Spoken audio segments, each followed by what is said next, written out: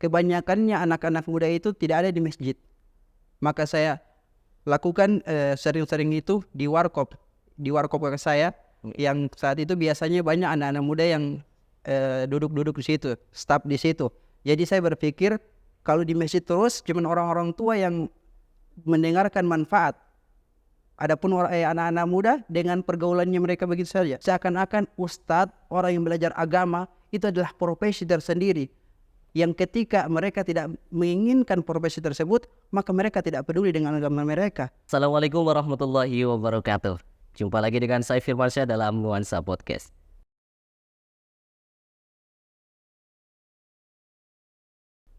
Alhamdulillah, segala puji hanya milik Allah Subhanahu wa Ta'ala yang telah memberikan segala nikmatnya kepada kita semua.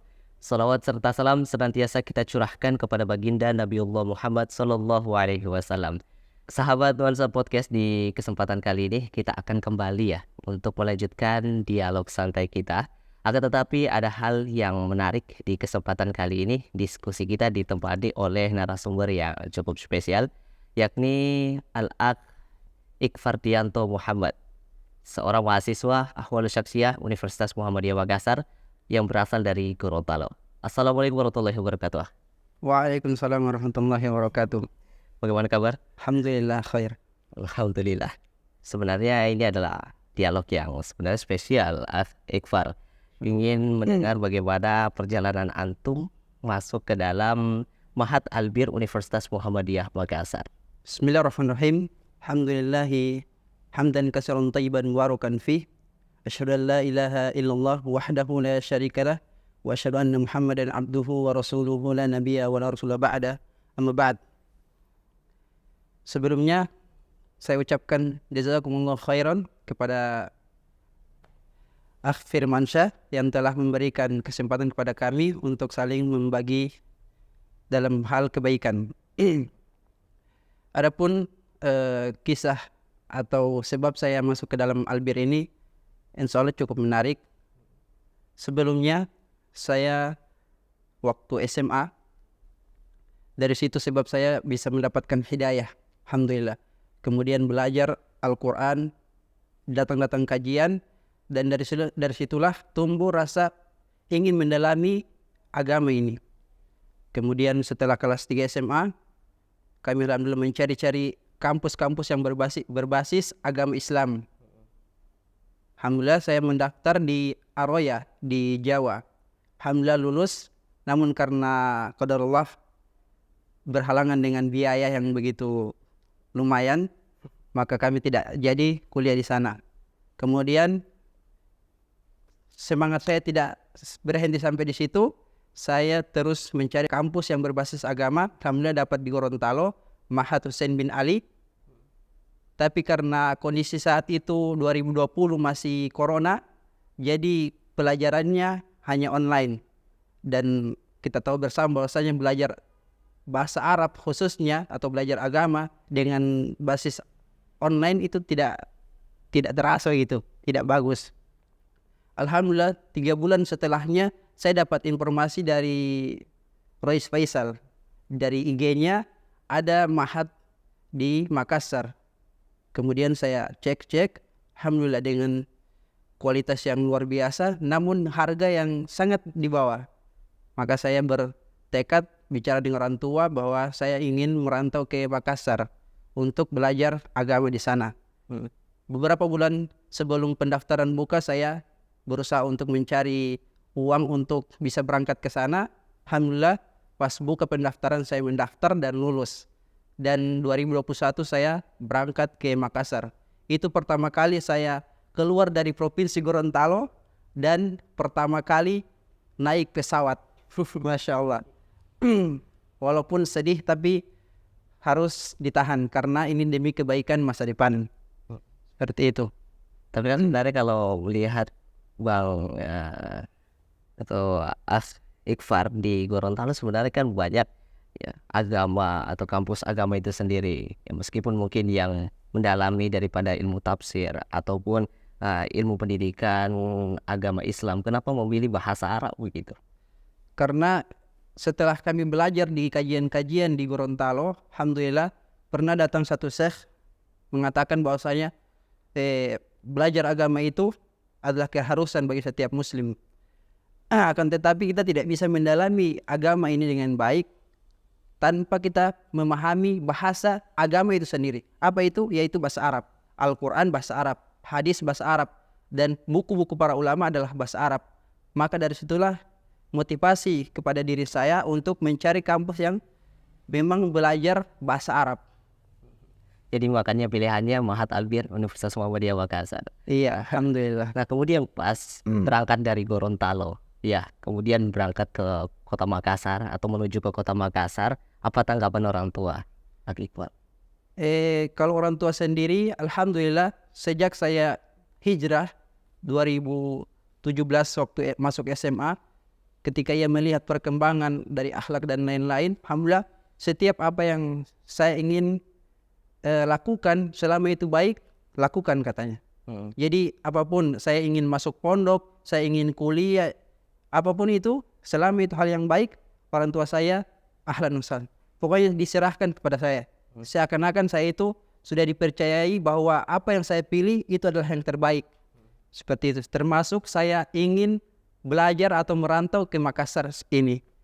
Berarti memang latar belakang atau orang tua itu sendiri selalu mendukung ya apa yang dilakukan dari Ak Iqbal ini. Nah tentunya kan pasti ada perasaan kayak berat hati ya untuk meninggalkan kampung halaman yang tadinya hangat berkumpul dengan keluarga bersama teman-teman, tiba-tiba ditinggalkan begitu saja. Apakah hal demikian dirasakan oleh Ak Iqbal? Sangat jelas, karena setiap kita pasti merasakan seperti itu.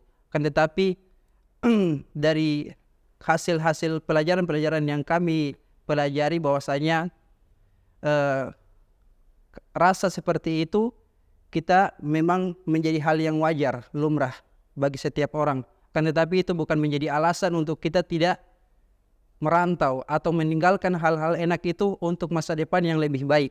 Berarti memang harus meninggalkan zona nyaman ya jika memang benar-benar ingin sukses di masa depan. Betul sekali. Seperti hal ini pribadi, Anda sendiri jauh-jauh dari Luwu Timur sebenarnya ya. Ya jaraknya tidak begitu jauh dibandingkan dengan Ak Iqbal ini kan dari Gorontalo mungkin makan 1 hari lah atau berapa jam gitu ya. Kalau dari Luwu Timur hanya 12 jam saja dekat, tapi memang biasa kerinduan apalagi Bang Iqbal. Nah sesampainya di kota Makassar, apa yang dirasakan Bang Iqbal pertama kali? Masya Allah. Tentu sedih juga karena meninggalkan keluarga, kampung halaman dan lain-lain. Namun karena melihat suasana yang baru, apalagi pas masuk asrama dengan suasana yang mendukung dengan apa yang saya inginkan, yaitu belajar agama, belajar bahasa Arab, maka kesedihan itu tertutupi dengan rasa kagum itu, dengan keadaan atau bi'ah yang mendukung untuk masa depan yang saya inginkan tersebut. Keadaan yang seperti apa yang dimaksud? Kondisi seperti apa itu?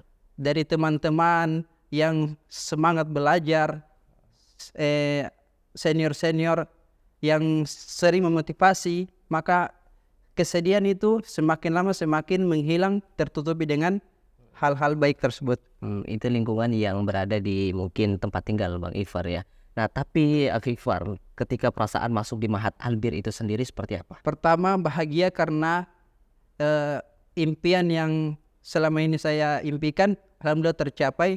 Namun beriring waktu ketika belajar bahasa Arab khususnya, Masya Allah, ternyata bahasa Arab tidak semudah itu. Ada kesulitan-kesulitan. Bahkan 3 bulan pertama itu saya beberapa kali menangis karena di Mahat menghafal kosakata dan kaidah-kaidah yang lainnya, mana lagi Al-Quran, hadis dan lain-lain.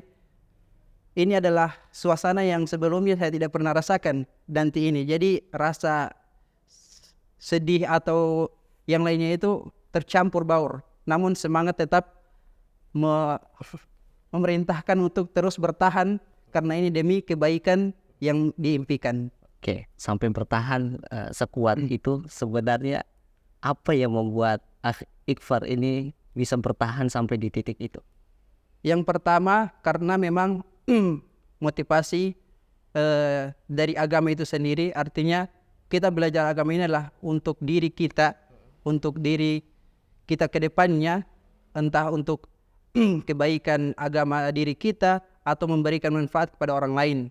Kedua, karena saya telah memutuskan untuk belajar agama, tentu orang tua yang sebelumnya saya berbincang dengan mereka dan mereka mengizinkan saya, maka saya tidak mau mundur hanya karena kesulitan yang saya dapatkan, dan itu akan mengecewakan mereka. Maka itu yang motivasi yang terus saya pikirkan setiap ada pikiran-pikiran yang menjadikan saya sampai sini saja, menyerah saja.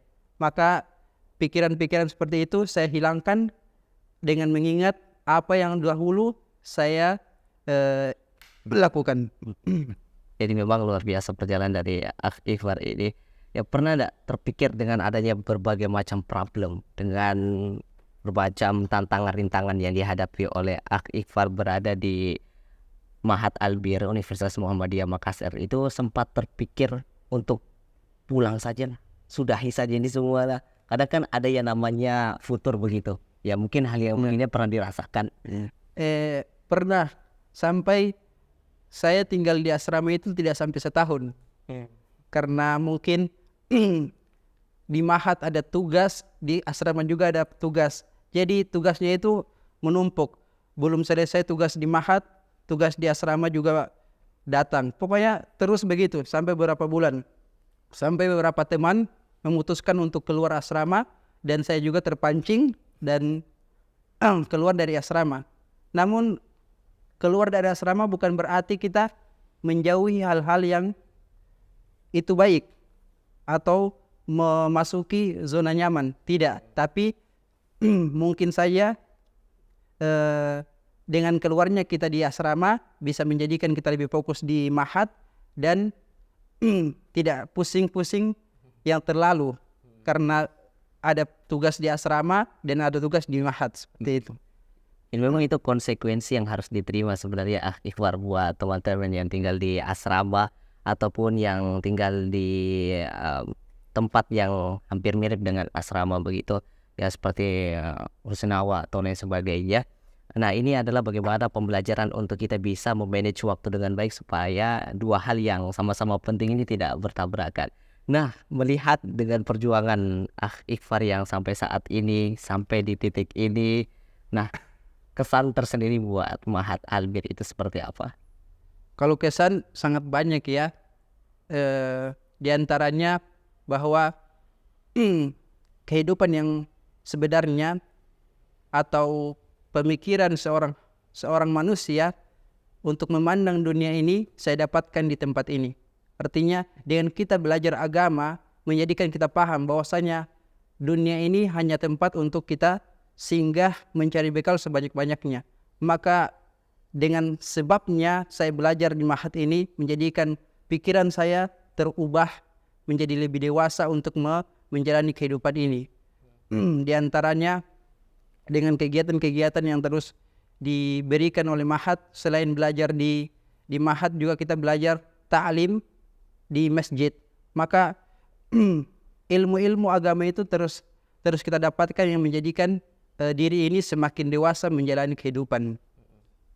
Nah, satu program sebenarnya yang sedikit menarik yang sempat kami dengar dari beberapa teman dan bahkan dari antum sendiri, ada satu program yang menarik menurut kami pribadi, yakni Mubalik Hijrah ya. Kegiatan yang mulai dirutinkan oleh Mahat Albir, dilakukan setiap bulan suci Ramadan.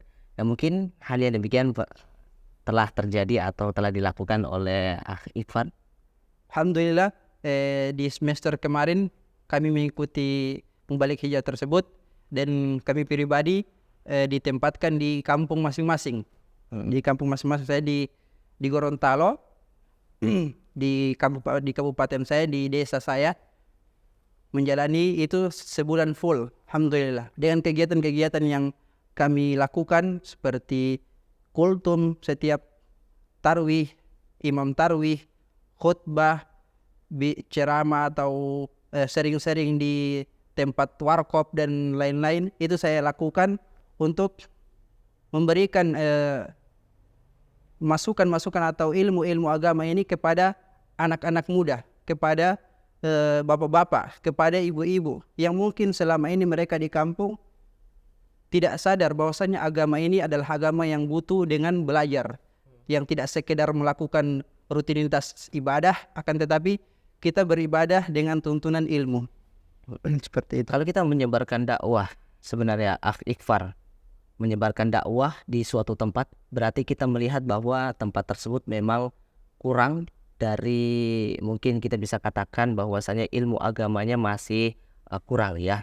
Nah, mungkin hal yang demikian yang dilihat oleh Akh Ikhfar kenapa memilih kampung itu sendiri. Nah, kenapa begitu? Apa yang ingin dibangun sebenarnya dari Akh Ikhfar sendiri? Kenapa harus pulang ke kampung halaman? Kenapa enggak di Sulawesi Selatan saja yang dekat gitu, seperti teman-teman yang lain, ada yang di Toraja, ada yang di Pindrang, ada yang di Parepare?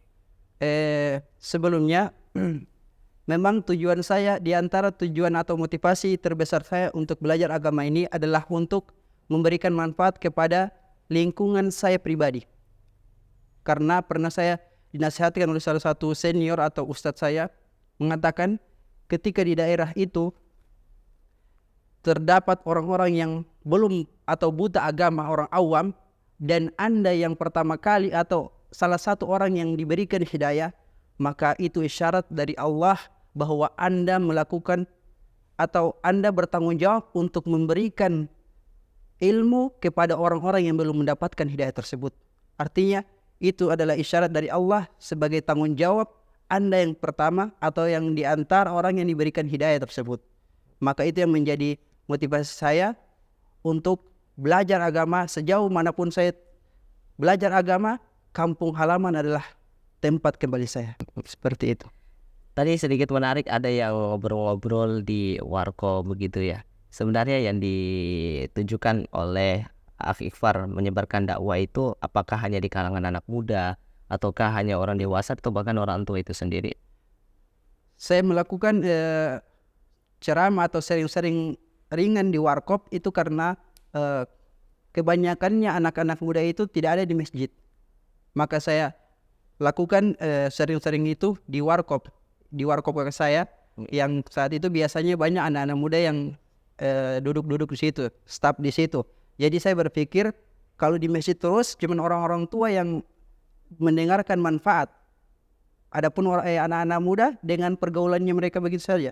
Maka saya berkreasi untuk melakukan sering-sering di warkop tersebut. Alhamdulillah banyak anak-anak muda teman-teman saya yang ikut. Alhamdulillah mereka ada yang sudah mulai sholat, ada yang sudah mulai hijab dan lain-lain. Tapi sedikit yang agak menarik ini, melihat antum perjuangan menyebarkan ajaran agama Islam kepada masyarakat.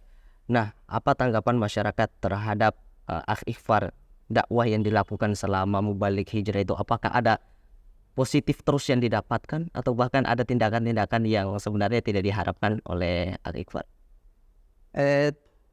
Tanggapan-tanggapan manusia terhadap kebaikan atau terhadap dakwah itu sendiri sudah menjadi hal yang wajar. Kita mendapatkan pujian dan mendapatkan cacian, itu hal yang wajar. Jangankan kita, Rasulullah pun seperti itu. Adapun tanggapan masyarakat di daerah saya saat itu, alhamdulillah sekitar mungkin bisa dibilang 90% yang suka dengan apa yang saya lakukan, namun sebagian kecil yang tidak suka. Namun itu bukan hal yang menjadikan kita marah atau futur atau yang lain sebagainya. Itu hanya rambu-rambu atau hiasan dalam dakwah yang kita lakukan saya. Kata para ulama, ridon nas goyatun la tudrok. Mencari keridhaan manusia, artinya kita ketika melakukan sesuatu hanya untuk mencari keridhaan semua manusia, itu adalah hal yang mustahil. Jadi kita lakukan saja selama itu hal yang baik, lakukan saja. Ada yang suka alhamdulillah, ada yang tidak suka alhamdulillah.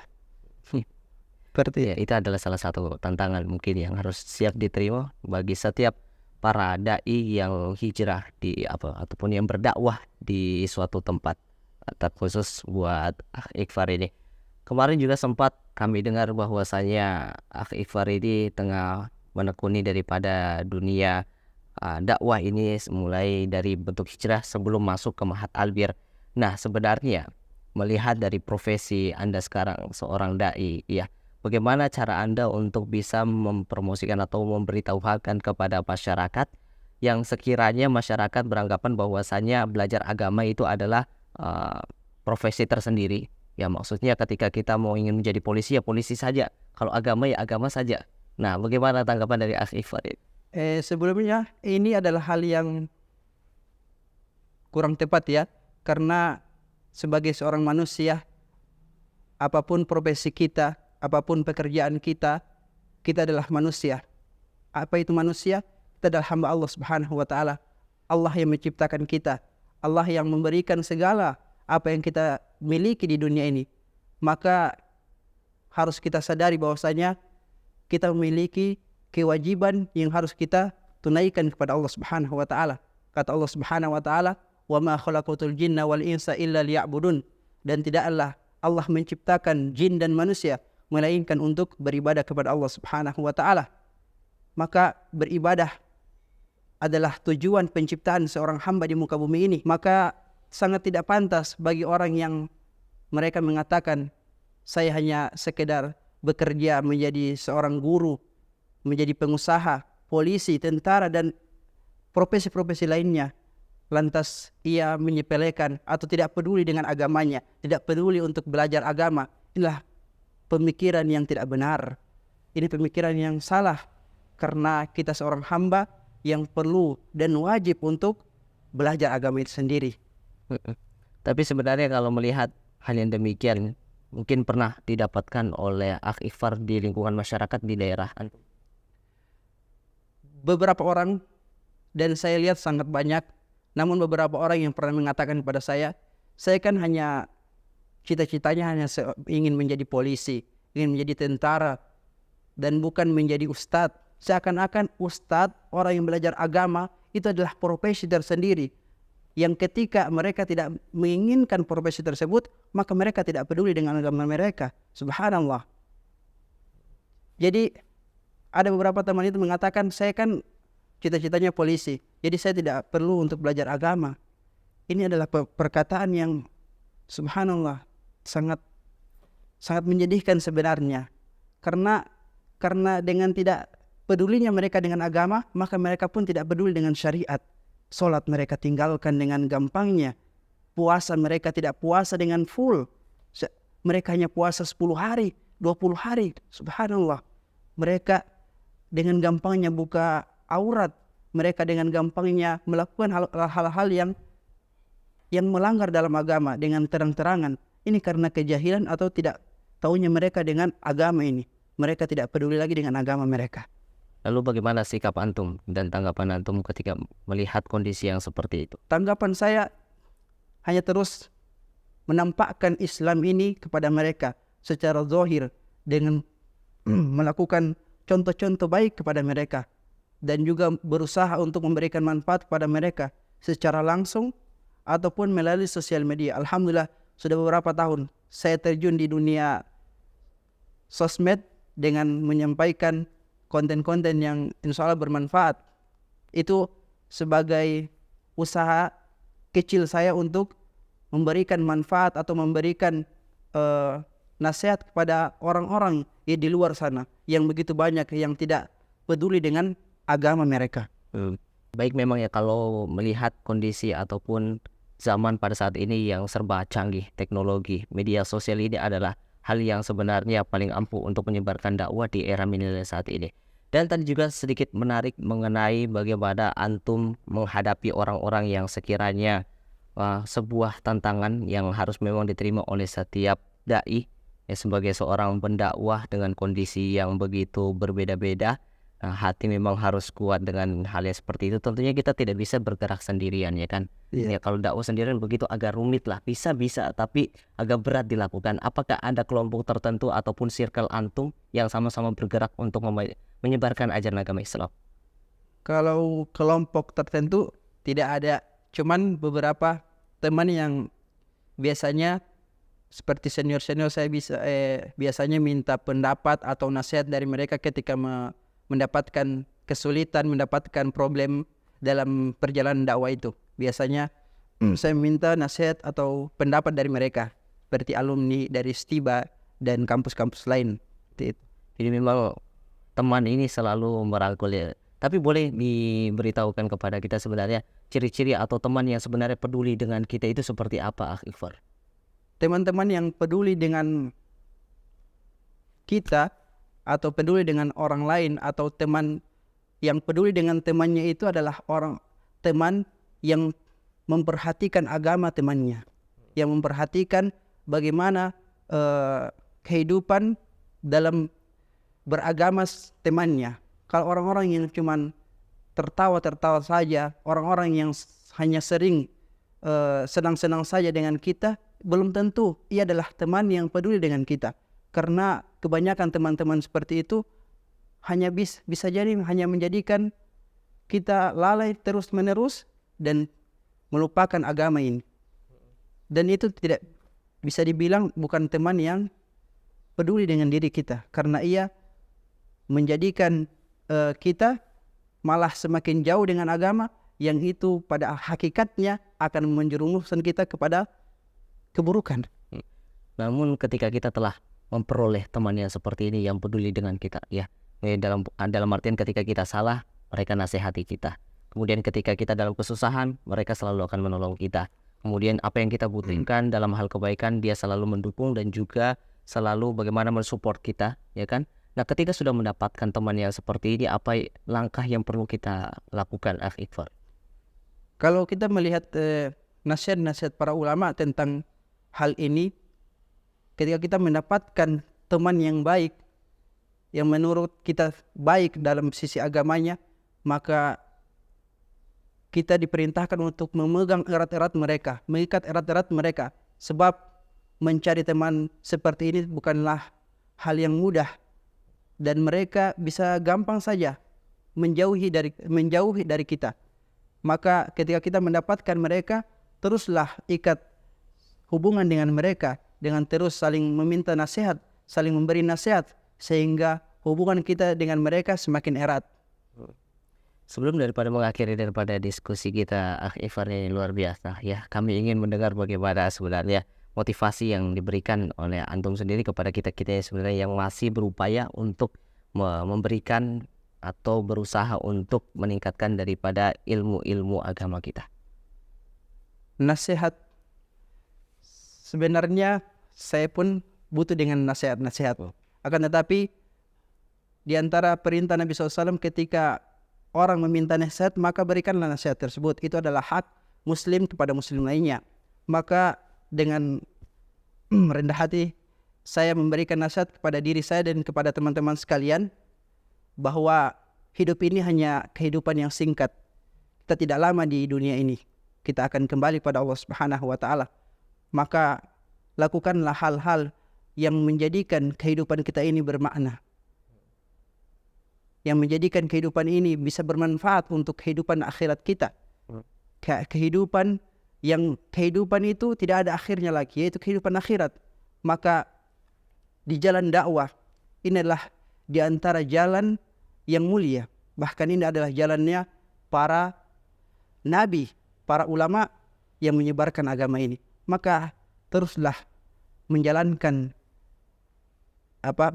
dakwah ini, sebab ini adalah jalan yang mulia, ini adalah jalan yang sangat mulia. Maka sekali lagi teruslah berbuat kebaikan tersebut. Kata Nabi SAW, khairun nas anfa'un linnas, sebaik-baik manusia adalah orang yang paling bermanfaat kepada manusia yang lainnya. Dan ketika kita tidak memiliki harta, ketika kita tidak memiliki jabatan yang tinggi, maka berilah manfaat kepada manusia dengan apa yang kita miliki. Jika kita memiliki ilmu agama, jika kita memiliki pemahaman tentang agama ini, maka berikanlah manfaat tersebut kepada manusia yang lainnya. Semoga dari dakwah itu, dari penyampaian ilmu tersebut, menjadikan sebab kita dimasukkan ke dalam surga Allah Subhanahu wa taala. Masya Allah, tabarakallah, alhamdulillah. Sahabat Nuansa Podcast, kita telah bersama-sama mendengarkan bagaimana dialog kita di kesempatan kali ini, yang tentunya kami pikir Akh Ikhfar ini penuh atau kaya dengan daging semua isinya, ya. Ilmu tentang agama yang sebenarnya memang sangat penting untuk kita dengarkan, untuk kita terapkan, untuk membuat motivasi kita itu semakin semangat dalam menyebarkan ajaran agama Islam. Ana ucapkan syukran wa jazakumullah khairan Afwan. atas ilmu dan juga kesempatan yang diberikan oleh Akh Iqfar di kesempatan kali ini. Ya semoga Allah Subhanahu wa taala senantiasa merahmati kita semua. Baik sahabat Nuasat Podcast, mungkin ini yang bisa kami berikan di kesempatan kali ini. Kurang dan lebihnya mohon dimaafkan. Syukran. Barakallahu fikum. Wassalamualaikum warahmatullahi wabarakatuh.